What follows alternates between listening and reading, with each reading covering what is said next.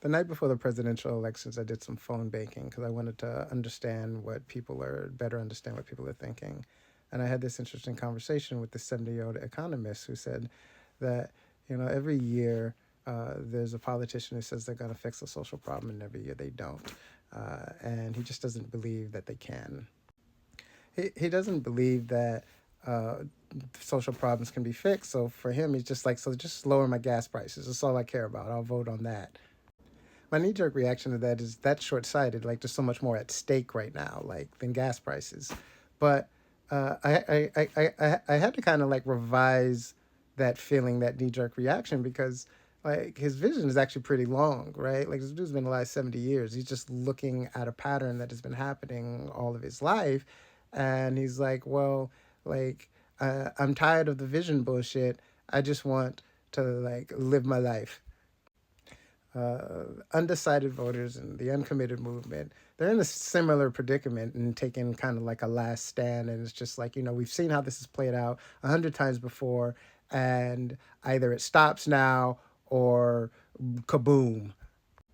These kind of self defeating tactics are intentionally engineered. Like the despair at the root of this is engineered by, let's just call it people with power who don't want things to change.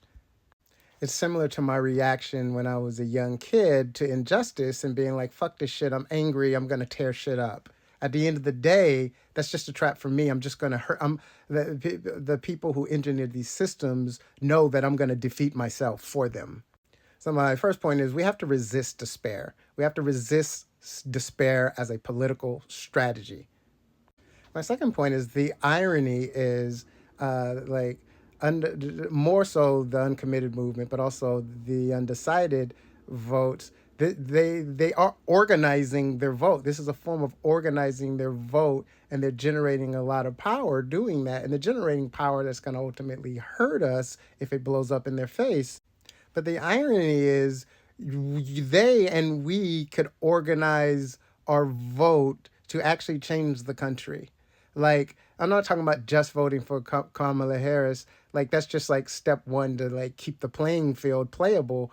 But we could organize our vote in midterm elections and in local elections to push out the center and move in the left. So now I'm going to jump to another story just to like lay out some context.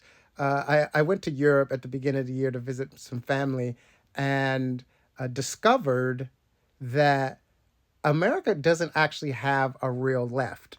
What we call the left in America, in Europe, they define that as center and sometimes center right. So our Overton window has moved so far right that we don't even have a real left out here.